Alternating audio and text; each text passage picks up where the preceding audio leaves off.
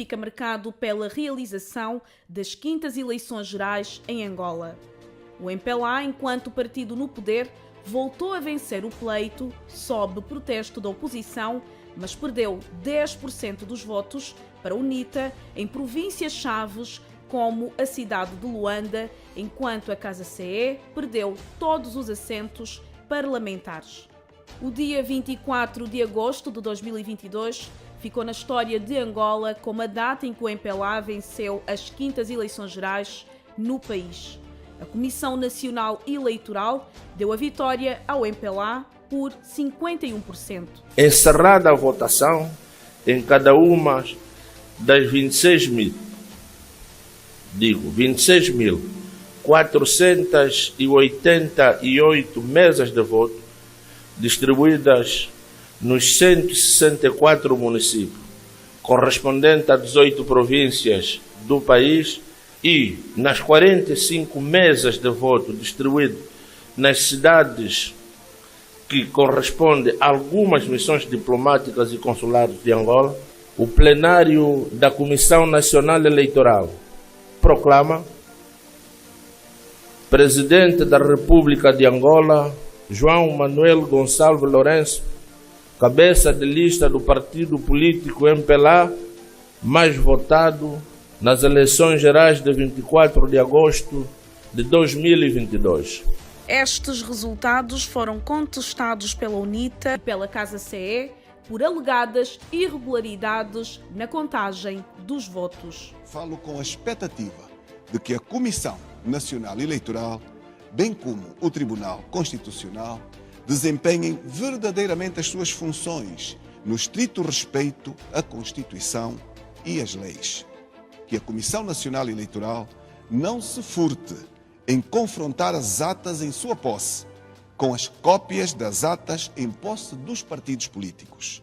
Reafirmo, o MPLA não ganhou as eleições do passado dia 24 de agosto. A despeito de tais reclamações, tanto a CNE como o Tribunal Constitucional, respectivamente órgão executivo e órgão judiciário da matéria eleitoral angolana, declararam improcedentes e insuficientes as alegações e recursos apresentados, tendo ratificado o resultado e marcando a data da tomada de posse do Presidente e da Vice-Presidente para dia 15 de setembro de 2022 e dos deputados para o dia seguinte. O Tribunal Constitucional, nas vestes de Tribunal Eleitoral, a quem nos termos da legislação aplicável compete, em última instância, proceder à apreciação da regularidade e da validade das eleições, concluiu hoje, dia 8 de setembro de 2022,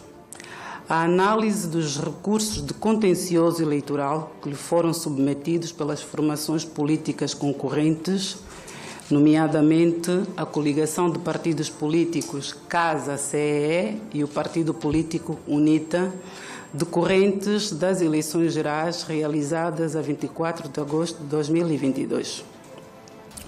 O Tribunal Constitucional, para efeitos de uma melhor apreciação e tendo em conta a necessidade da descoberta da verdade material, procedeu, através do Centro de Processamento de Dados desta Corte, a uma verificação minuciosa e cuidada dos elementos de prova apresentados pelos recorrentes e pela recorrida Comissão Nacional Eleitoral, tendo resultado deste processo a produção de um relatório síntese.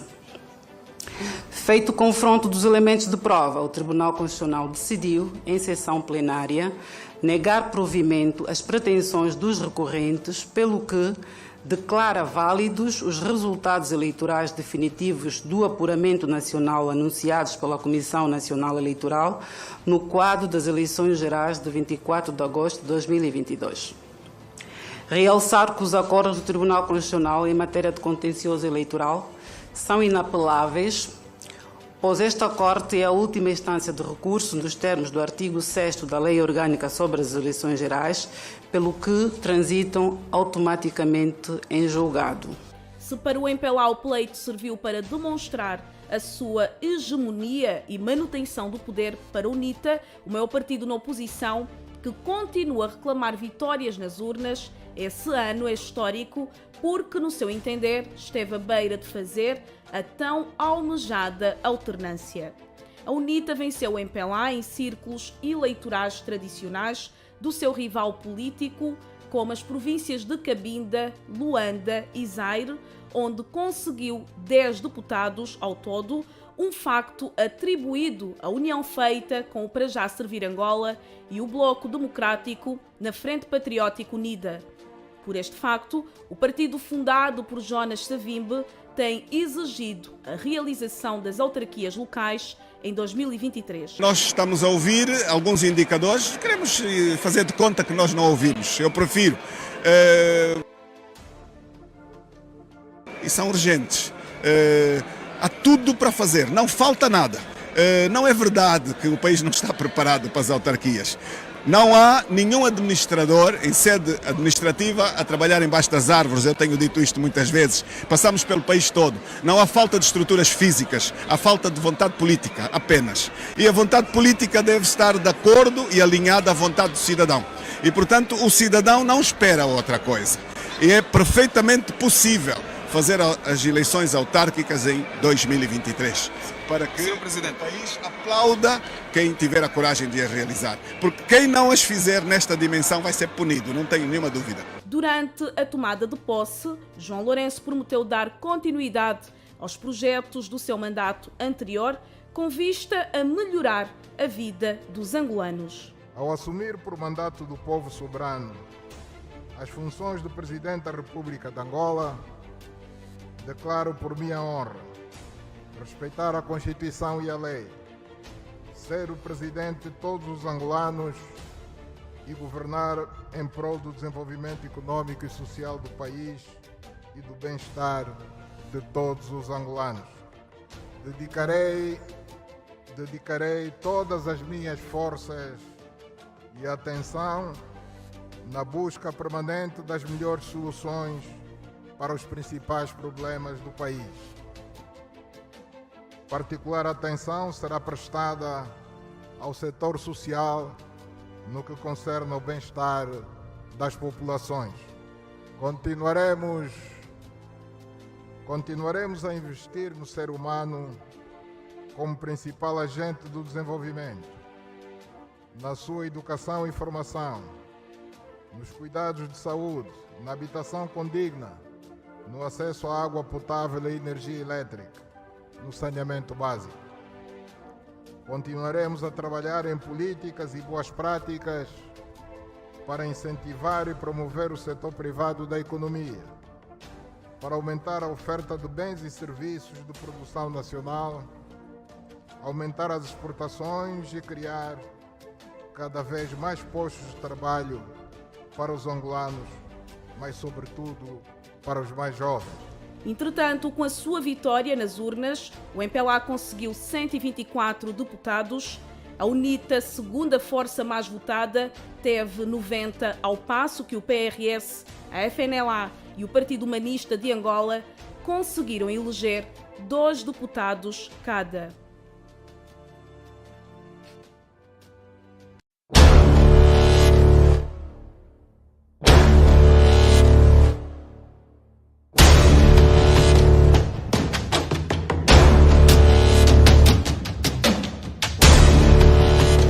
Vindo a interagir com mais regularidade e a um nível consideravelmente mais alto com os Estados Unidos da América. A par de uma evidente aproximação aos Estados Unidos, o presidente João Lourenço colocou-se como mediador de um conflito que aparentemente está para além da sua algibeira e da sua boa vontade, tendo evidenciado que a União Africana dificilmente poderá atuar como um grupo coeso, mesmo fazendo parte do G20 ou tendo outro papel no Conselho de Segurança das Nações Unidas. Em 2018, quando o Ministério das Relações Exteriores era liderado por Manuel Augusto, figura mais marcante do que o atual titular Teta Antônio, o presidente João Lourenço apontou o caminho para a política externa do país. A abertura, dar outra imagem de Angola ao mundo e diplomacia econômica acima de tudo. A procura de investimento estrangeiro, público e privado, foi um toque a rebate. Entretanto, Manuel Augusto foi exonerado, Tete Antônio é nomeado e passou a ser uma espécie de ministro na sombra, sem se destacar e sem qualquer rasgo e fiel mensageiro da política externa definida pelo titular do Poder Executivo angolano. Neste sentido, o Presidente da República apostou fortemente e em acentuado contraste com seu antecessor, o falecido Presidente José Eduardo dos Santos, numa viragem ao exterior, realizando vários périplos pelo mundo, sem preconceitos nos países a visitar, entre as democracias liberais, as mais liberais ou mesmo as autocracias. Visitou a China e a Rússia e foi aos Estados Unidos, embora nunca se tenha reunido com Donald Trump ou Joe Biden, a não ser de forma protocolar num jantar na Casa Branca com outros líderes africanos. Mas ao contrário, esteve com Vladimir Putin e Xi Jinping. Na Casa Branca, trouxe a promessa de investimento, tanto público como privado. E na mesma ocasião, o presidente de Angola sinalizou uma clara aproximação às posições ditas ocidentais, no que tem a ver com a guerra na Ucrânia, desencadeada pela invasão da Rússia do território ucraniano em fevereiro deste ano, tendo justificado a sua posição ao falar da importância da soberania para um Estado, recorrendo à história de Angola, a quando da invasão sul-africana. Primeiro, é preciso que fique claro que nós somos um país soberano. E um país soberano define a sua política externa. Portanto, como país soberano, nós entendemos que devíamos condenar a anexação daquelas 4 regiões do Donbass na Ucrânia, porque Angola é dos países que atravessou um período mais longo de guerra na história de todos os povos. Nós tivemos 27 anos de conflito armado. Portanto, nós sabemos o que é uma guerra. Nós fomos vítimas de uma agressão externa, ou seja, de uma invasão militar por parte do regime do apartheid. Na altura foi a então União Soviética quem nos forneceu armamento, equipamento, aviões, tanques, artilharia, etc., que nos permitiram, portanto, fazer frente ao todo-poderoso exército sul-africano e pará-los ali no Cuito Conavalo, como se não bastasse, portanto, forçando-os a assinar o já conhecido Acordos de Nova Iorque, que levaram, portanto, a retirada deles do nosso território, a libertação de Nelson Mandela, a independência da Namíbia e tudo isso. E digo isso porque, para dizer que se nós lutamos contra os invasores, entendemos que todos os outros povos estão no mesmo direito de o fazer. Não entendemos como é que quem nos ajudou na altura a fazer isso, portanto, hoje tenha anexado 4 regiões do país vizinho, portanto, da Ucrânia. Portanto, nós votamos a favor dessa resolução que condena a anexação destas 4 regiões de forma consciente, de forma soberana. Não fomos forçados a fazê-lo por ninguém, absolutamente ninguém. Entendemos que a postura mais correta, mais séria, seria aquela e assim aconteceu. Por outro lado, o chefe de Estado garantiu o reequipamento das Forças Armadas angolanas com material norte-americano proveniente da OTAN. Nós queremos ver os Estados Unidos da América participar do nosso programa de reequipamento das Forças Armadas. Reequipamento militar, como sabe, nós até hoje, as nossas Forças Armadas têm apenas a chamada técnica soviética. Sim. E nós entendemos que é chegado o momento de darmos o salto para rearmarmos as nossas Forças Armadas também com equipamento da OTAN. E olhamos para os próprios Estados Unidos como o parceiro ideal para nos ajudar a fazer essa transição.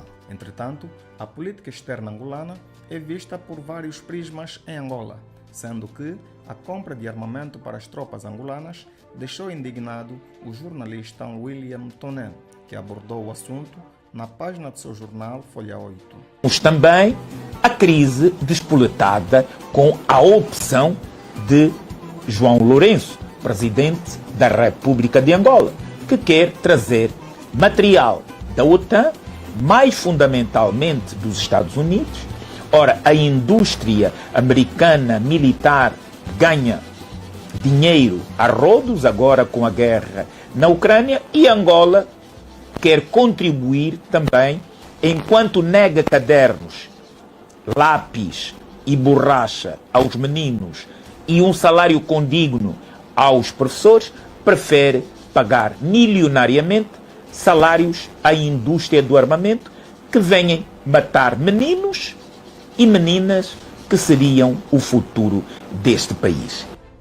Por outro lado, o especialista em relações internacionais, José Inácio, traz uma abordagem mais abrangente sobre a política externa angolana, encabeçada pelo presidente João Lourenço. Essa percepção que se tem de que o presidente João Lourenço está a virar as costas à Rússia não é taxativamente assim como parece. A verdade é que os países como Angola, que eram considerados países de terceiro mundo e hoje são vistos como os países do sul global, são países que se querem emergente. E nessa questão desses países tentarem ser países emergentes, acabam aqui por trazer uma dinâmica completamente nova e querem firmar laços de cooperação com outros países, não propriamente ficando naquela relação tradicional com os países como a Rússia e a Cuba, que ajudaram a Angola no processo de libertação nacional. Então aqui vemos um presidente João Lourenço que desde o seu mandato tem uma postura com uma política externa multilateral, vamos assim dizer, que acaba por ter uma diplomacia muito mais representativa. Em 2017 vimos o presidente João Lourenço a fazer algumas visitas, podemos considerar visitas de prospecção, para saber em qual é o posicionamento e em que pé estava a relação de Angola com determinados países, e agora vemos o presidente João Lourenço a fechar aqui parcerias maiores com outros países, sobretudo a nível do Ocidente, e essa posição com os Estados Unidos foi muito clara. É importante perceber que o presidente João Lourenço está na busca da garantia do interesse nacional, que é tornar o país, tanto do ponto de vista econômico quanto do ponto de vista de defesa, um país com um posicionamento um pouco mais robusto. E aqui, nessa tentativa da garantia do interesse nacional, o presidente João Lourenço transforma essa dinâmica em que vai agora buscar, através dessa questão do multilateralismo, garantir que Angola tenha agora uma expressão própria. E essa dinâmica da expressão própria que Angola procura estabelecer vai, de certo modo, chocar com aquilo que eram as relações tradicionais que existiam. Então, podemos aqui perceber que existe uma garantia do interesse nacional e uma construção de uma imagem a nível internacional, e que essa construção de imagem que o presidente João Lourenço pretende fazer precisa afastar-se tradicionalmente desses parceiros como a Rússia, que tem tido grande preponderância, sobretudo nas relações de cooperação militar. É importante ver que as Forças Armadas angolanas, nos seus 3 ramos, têm, com as devidas aspas, aqui uma dependência do material bélico russo, e agora na perspectiva de modernização deste contingente militar, o presidente João Lourenço pretende aqui firmar uma parceria maior com a NATO, dado o facto de ter um armamento um pouco considerado moderno em relação ao armamento soviético que as Forças Armadas angolanas têm. Então vemos aqui essa perspectiva de mudança de foco, não propriamente um virar costas a esses parceiros tradicionais, pois Angola ainda tem alguns acordos de cooperação e muitos, por assim dizer, com a Rússia e com outros países, e também vai tentando firmar novos acordos com outros países. De referir que no plano regional, Angola tem apostado fortemente na mediação das crises regionais e em manter as melhores relações com os seus vizinhos. Angola, e uma vez alcançada a paz em 2002, tem sido uma referência de estabilidade na região africana.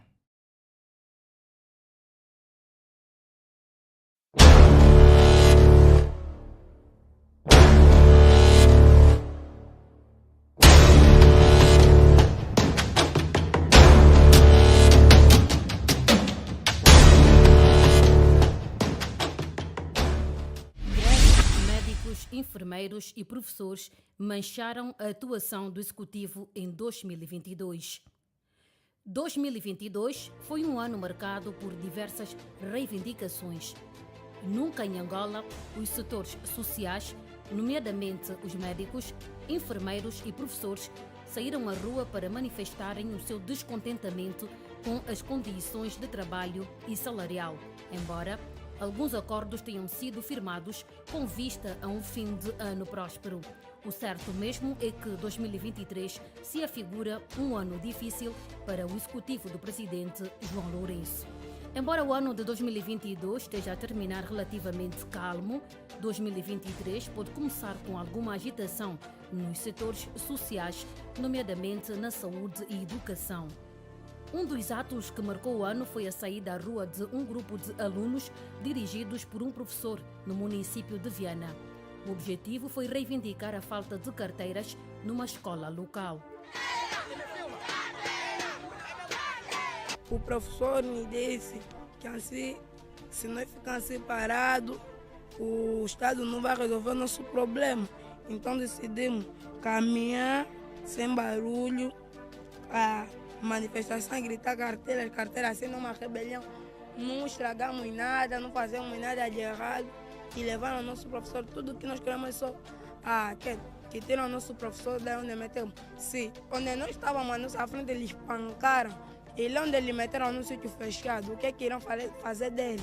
Nós vemos com o nosso professor para vir na direção para que possam cumprir a promessa. E no caminho, quando nós estávamos a chegar para aqui, os policiais mandaram-nos parar, nós paramos.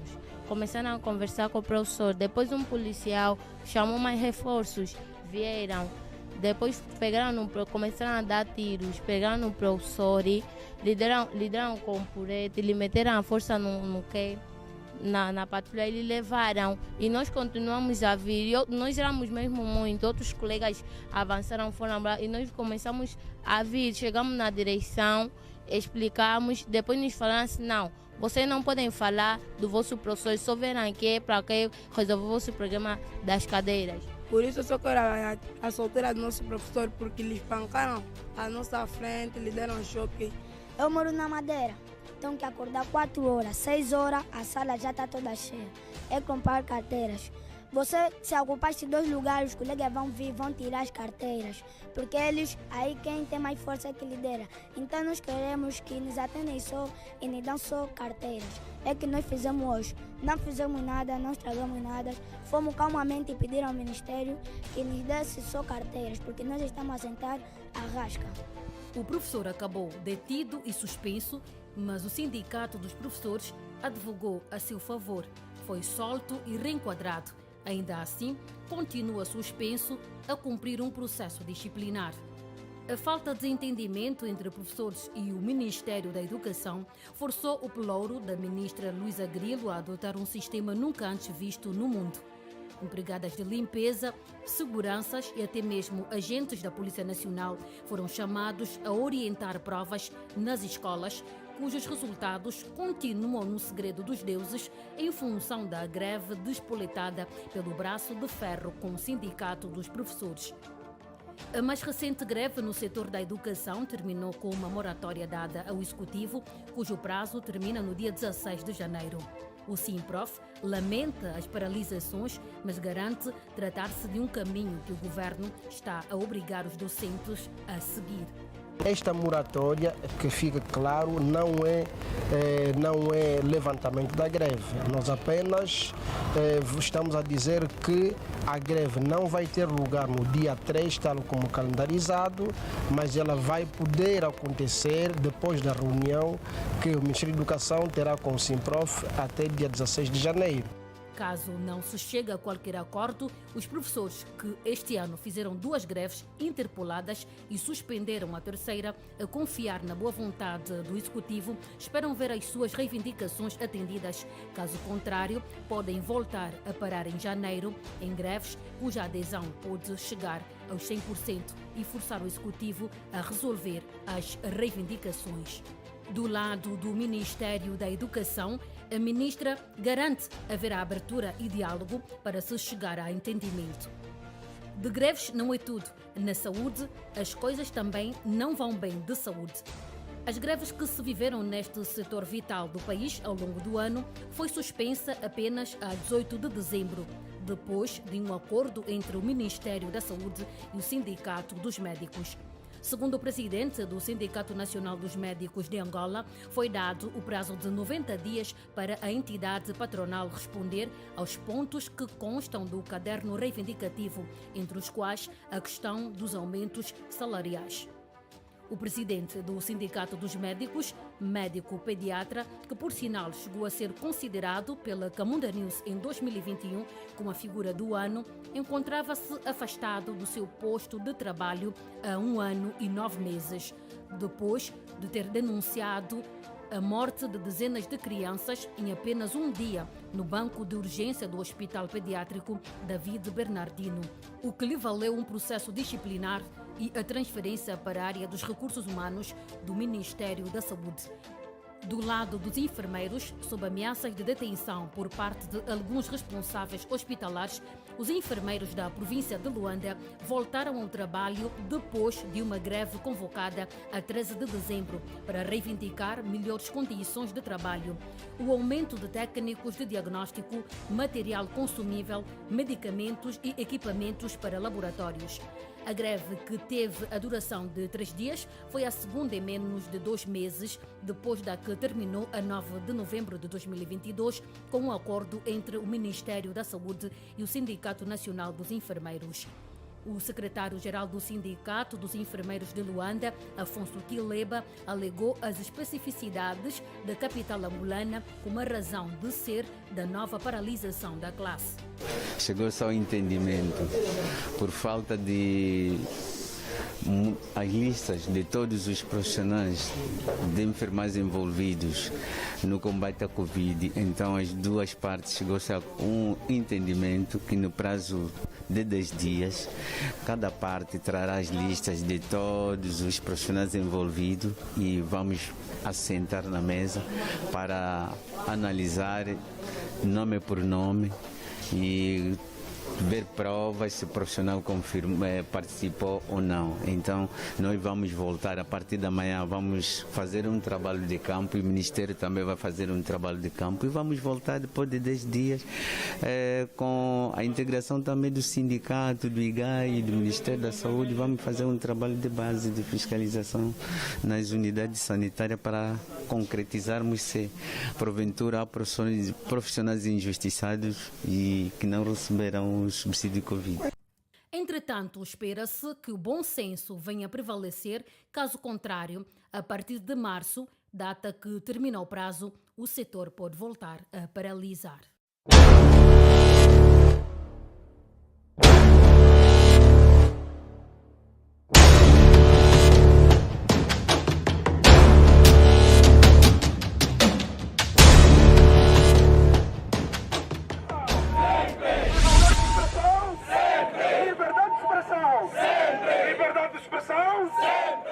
Jornalistas e direção do sindicato saíram à rua em repúdio à onda de assaltos e perseguições à classe. Os jornalistas angolanos protagonizaram um ato inédito e jamais visto em Angola. Marchar em quase todas as províncias do país em repúdio aos ataques, assaltos e perseguição contra a classe jornalística. Foi desta maneira que os jornalistas e o Sindicato dos Jornalistas Angolanos, pela primeira vez na história recente de Angola, saiu à rua no dia 17 de dezembro de 2022, numa marcha de repúdio para denunciar os atos que consideram de perseguição a franja considerada em todo o mundo como o quarto poder, mas que em Angola, ao que tudo indica, acabou por ser transformada em quarto do poder. Os vários assaltos à sede do sindicato, que deve velar pela proteção dos jornalistas, os ataques e assaltos aos profissionais da classe, num olhar impávido e sereno, bem como o silêncio ensurdecedor das autoridades, não deixaram outra alternativa senão levar a manifestar esse repúdio nas ruas. Embora ainda não se conheçam os autores destes alegados crimes, em função do trabalho que está até prova em contrário a ser feito pelo Serviço de Investigação Criminal, o secretário-geral do Sindicato dos Jornalistas Angolanos, Teixeira Cândido, deixou um sério aviso à navegação. Quem tem medo da liberdade? Os jornalistas decidiram sair hoje às ruas por se sentirem ameaçados no exercício da sua atividade. Em menos de um ano, 3 jornalistas conheceram as suas residências assaltadas e os respectivos computadores roubados. A sede nacional do Sindicato dos Jornalistas Angolanos foi assaltada e por 3 vezes em menos de um mês, última das quais na madrugada desta sexta-feira. E de lá roubaram um computador. A nossa base de dados, em todas essas ocasiões, não se conhece o autor. O Sindicato dos Jornalistas Angolanos não tem quaisquer dúvidas de que se trata de um ataque à liberdade de imprensa. O Sindicato dos Jornalistas Angolanos qualifica como grave e assustador para um Estado que se quer democrático. Não há memória de situação igual na história do jornalismo angolano. É uma ameaça séria à liberdade da imprensa. Por que não à integridade física dos jornalistas? Será democrático viver assustado por exercer jornalismo? Não. Há quem aproveita essas ameaças que se pretende infundir aos jornalistas e às respectivas associações. Quem tem medo da liberdade? A liberdade da imprensa é um pressuposto da existência do jornalismo e dos jornalistas. Sem liberdade não existe jornalismo. Pode existir propaganda ou relações públicas, mas não há jornalismo. O jornalismo só existe num contexto de liberdade e independência. Recusar esses valores é negar a existência da profissão. Estamos por essa razão nas ruas para defender a liberdade da imprensa. Custa o que custar. Protestar contra os assaltos à nossa sede, às nossas residências. Na defesa da liberdade de imprensa, o Sindicato dos Jornalistas Angolanos tem dialogado com todas as instituições do Estado, desde os dirigentes do Partido do Poder, assessores do Sr. Presidente da República, responsáveis da segurança do Estado, partidos da oposição e colaboração com membros da sociedade civil e as outras associações. O sindicato nunca foi uma caixa preta. O sindicato tem incansavelmente propostos medidas com vista à melhoria da liberdade de imprensa, quer ao nível da legislação, quer ao nível da atuação dos poderes públicos.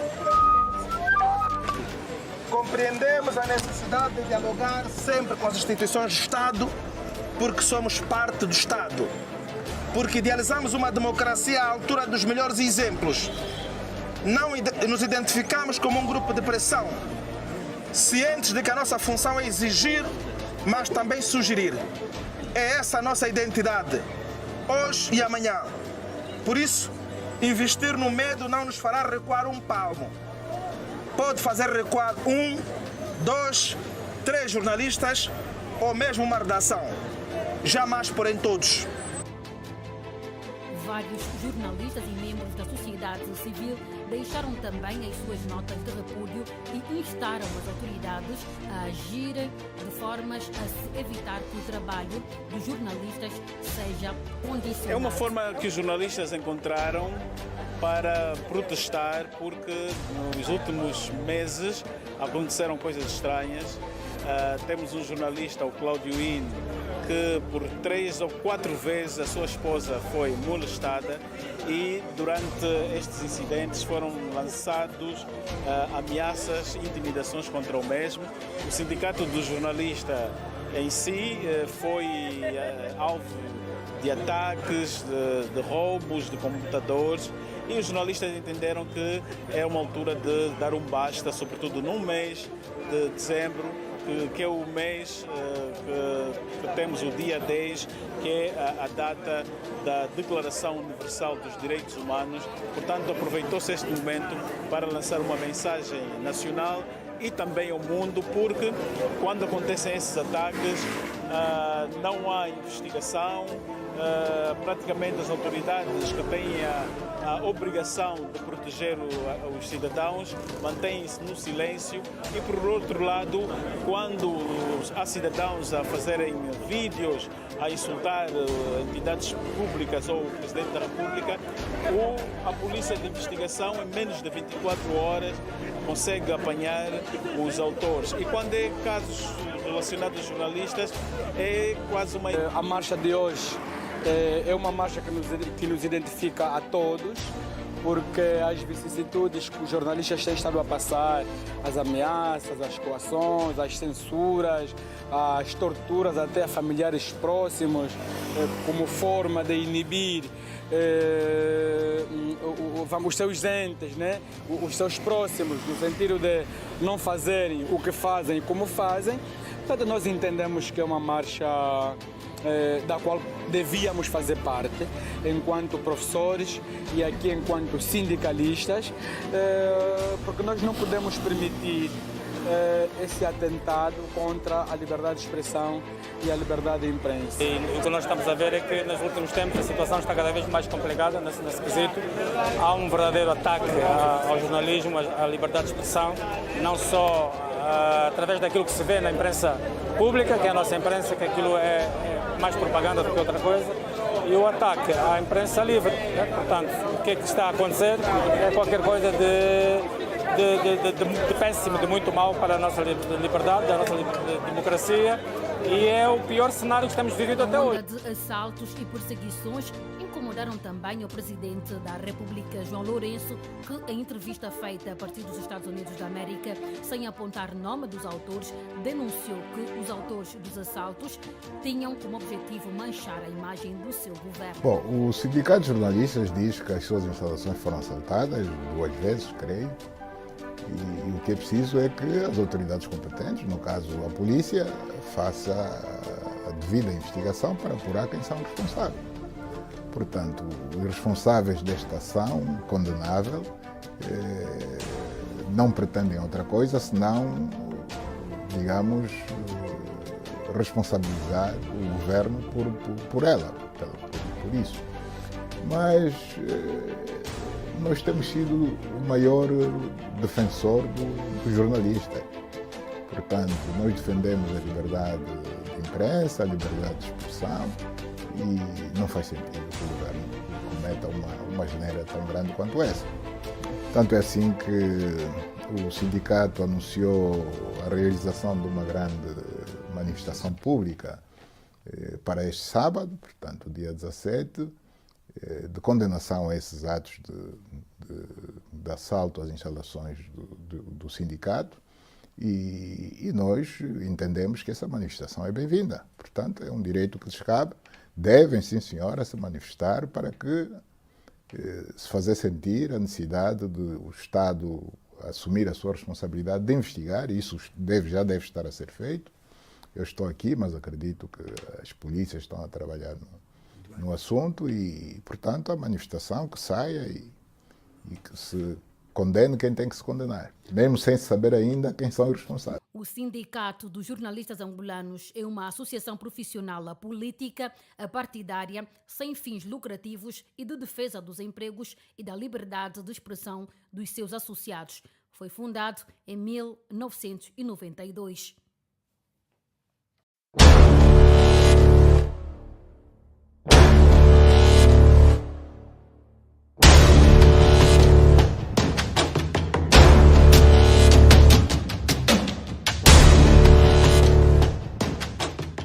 Em vésperas de fim de ano, numa espécie de retrospectiva, recordamos alguns dos políticos, artistas, desportistas, jornalistas e outros vultos que partiram em 2022. Foram presidentes e líderes carismáticos que a história julgará, ativistas e jornalistas na frente da luta contra as injustiças, artistas ou desportistas que moveram paixões e multidões. República de Angola, de cabeça colhendo um só, uma só, a vitória. O antigo presidente José Eduardo dos Santos morreu em Barcelona e o codurista na grelha dos Lambas, em Luanda. Um teve direito a um funeral de Estado e o outro a uma multidão nunca antes vista nas ruas de Luanda. Os dois funerais ficam marcados na história de Angola em paz por acontecimentos que transcendem o seu passamento físico. Embora não sejam os únicos que partiram em 2022, pelos seus feitos, fazem parte do panteão nacional. A Camunda News lembra algumas das principais figuras angolanas que morreram em 2022. Angola despiu-se de artistas consagrados como Gelson Caio Manuel Mendes, na grelha, Lil Ken e Tonito Fortunato, e o país também se comoveu com a partida de figuras que marcaram a história da nação, nascida em 1975, como o ex-presidente da República José Eduardo dos Santos, o general Jorge Manuel dos Santos Suquiça, o general Abreu Moengo Camorteiro, o mítico embaixador Luís Neto Quiambata, o nacionalista e deputado Miguel Nzampuna, o ex-ministro da Agricultura Gilberto Buta Lutucuta e o jornalista Gustavo Costa. A 8 de julho, o país e o mundo ficou a saber da notícia da morte de José Eduardo dos Santos, aos 79 anos, num hospital de Barcelona, onde estava internado nos cuidados intensivos depois de ter sofrido um AVC. O antigo presidente angolano tinha problemas de saúde há vários anos e desde 2006 foi acompanhado medicamente em Barcelona. Foi presidente de Angola durante 38 anos, tendo deixado o poder em 2017. Um líder discreto, mas com poder absoluto. Na altura, recordo-me ter dito, em linhas gerais, aqui nesta sala, que tudo o que tem um começo tem um fim. Porque é assim a dialética da vida. A morte de Gés, como era carinhosamente tratado, esteve envolta pela polémica entre os filhos mais velhos, a viúva Ana Paula dos Santos e os filhos apoiados pela máquina do Estado angolano. José Eduardo dos Santos foi sepultado no dia do seu aniversário, a 28 de agosto, após as eleições gerais, num ambiente que, diga-se em abono da verdade, teria merecido mais em função da sua dimensão. Não existe, naturalmente, qualquer atividade humana isenta de erros. E assumo que também os cometi. Neste ano, o país perdeu também o general Camorteiro, que assinou o Acordo de Paz de 2002. O general Abreu Moengo foi o braço militar da UNITA e um dos co-signatários dos Acordos de Paz para Angola, rubricados a 4 de abril de 2002, entre o governo suportado pelo MPLA e a UNITA. Foi um ato de grande magnitude, portanto histórico, como bem acabou de dizer. Não era fácil, porque nós estávamos predestinados para isso. Mas as coisas acontecem e tudo depende dos contextos. E foi o que aconteceu e aceitamos a representação de milhares de angolanos. O general antigo chefe de Estado-Maior adjunto para a área operacional de desenvolvimento das Forças Armadas angolanas estava internado no Hospital Militar Central. O dirigente militar, cujo nome de guerra significa em língua umbundo, pequeno morteiro, foi especialista de artilharia terrestre na extinta FALA, braço militar da UNITA, um dos co-signatários dos Acordos de Paz para Angola, rubricados a 4 de abril de 2002, entre o governo suportado pelo MPLA e a UNITA, ao lado do general Armando da Cruz Neto, então chefe do Estado-Maior-General das Forças Armadas angolanas. Quando sentiam o nome de Camroteiro, se calhar pensavam que era um gigante que estava aí. É verdade. Quando me viram, não sei como é que ficaram. Abreu Moengo Camorteiro, que nasceu em 1959, na província do Bié, era por altura da morte de Jonas Savimbi, o chefe de Estado-Maior das Forças Armadas de Libertação de Angola, braço armado da UNITA. Após a assinatura do Memorando de Entendimento Complementar ao Protocolo de Lusaka, em Luanda, já enquadrado nas Forças Armadas angolanas, com cargo de chefia, dedicou-se a terminar a sua formação académica em História. Este foi, certamente, o pior ano para os amantes do estilo musical kuduro em Angola. Foi em 2002 que o Estado-Maior do estilo da maioria morreu no Hospital Cardeal Dom Afonso do Nascimento. Gelson Caio Mendes, ou simplesmente Na Grelha, líder dos Lambas do Sambizanga, morreu vítima de doença quando menos se esperava, depois de ter advogado, em entrevista recente, a favor do malogrado presidente José Eduardo dos Santos, de quem era um admirador incondicional. O que é que ele fez ele falar do Zedu? Não fala do Zedu! Qual é o problema? Quem me sustentou a vida toda é Zedu, agora falo como com esse senhor. Luanda parou. Os fãs de Naná tomaram as ruas de Luanda para darem o último adeus ao artista angolano que morreu aos 36 anos devido a um cancro no pulmão. Mesmo depois de terem sido mobilizados 800 agentes, o funeral do kudurista Na Grelha ficou marcado por tumultos e violência à entrada do cemitério de Santa Ana, em Luanda, onde a enorme multidão concentrada no local foi dispersa com gás lacrimogéneo, provocando ferimentos em várias pessoas. Um jovem morreu e 33 pessoas ficaram feridas, incluindo 16 polícias, 2 dos quais esfaqueados, com gravidade, segundo o balanço da Polícia Nacional.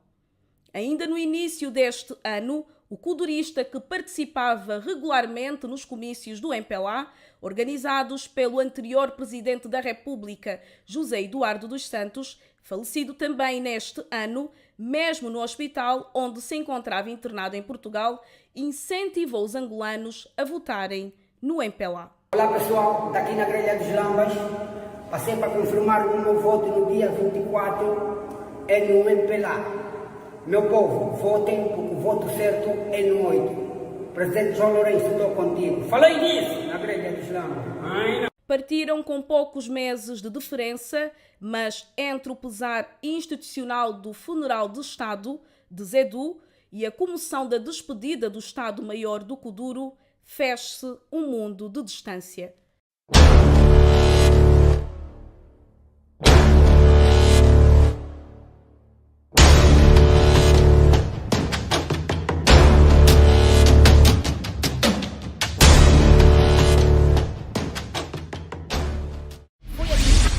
Fevereiro do ano em curso que Rússia invadiu a Ucrânia. Passados 10 meses, o conflito entre a Rússia e a Ucrânia parece estar longe de conhecer um fim, mesmo com as condenações internacionais e as consequências graves advinhas desta guerra. O calendário assinalava quinta-feira, um dia que jamais sairá da memória dos cidadãos russos e ucranianos. Foi neste dia 24 de fevereiro de 2022 que Vladimir Putin deu luz verde à invasão da Ucrânia. Мною принято решение о проведении специальной военной операции. Уважаемые товарищи, ваши отцы, деды и прадеды не для того сражались с нацистами, защищая нашу общую родину, чтобы сегодняшние неонацисты захватили власть на Украине.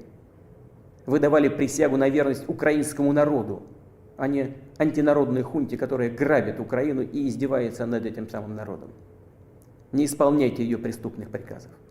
Кто бы ни пытался помешать нам, а тем более создать угрозы для нашей страны, для нашего народа, должны знать, что ответ России будет незамедлительным и приведет вас к таким последствиям, с которыми вы в своей истории еще никогда не сталкивались. O exército russo atacou várias cidades com mísseis de longo alcance e iniciou a conquista pela força de regiões inteiras no país vizinho. Os ataques aéreos atingiram a capital Kiev, onde se ouviram explosões.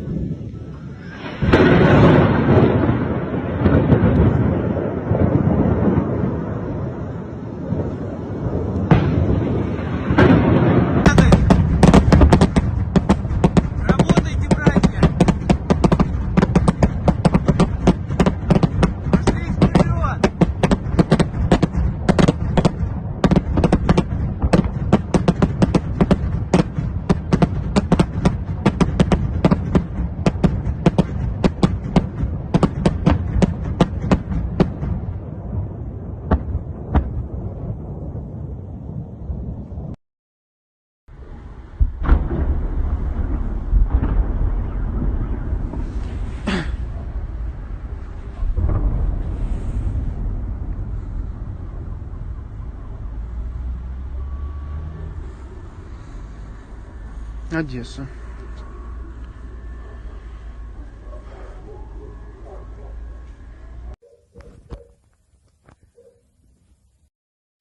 Odessa, cidade com o maior porto do país, foi uma das zonas atingidas pelos mísseis russos.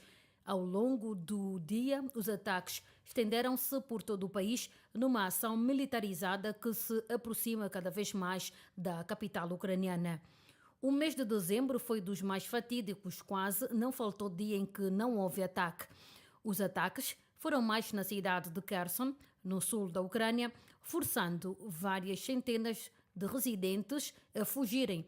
De acordo com a Reuters, as tropas russas dispararam 33 mísseis ao longo de 24 horas. A 20 de dezembro, completaram-se os 300 dias de guerra, tendo o presidente Zelensky visitado a linha da frente, Bakhmut. Ao 10º mês, a Organização Mundial da Saúde estima que cerca de 10 milhões de ucranianos, um quarto da população, sofre de problemas de saúde mental associados ao conflito, destacando-se os casos de ansiedade e estresse pós-traumático. Entretanto, o general mais graduado dos Estados Unidos estima que cerca de 100 mil soldados russos e 100 mil ucranianos foram mortos ou feridos na guerra na Ucrânia.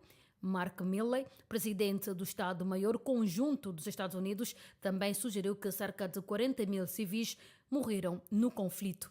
As estimativas são as mais altas já divulgadas por uma autoridade ocidental.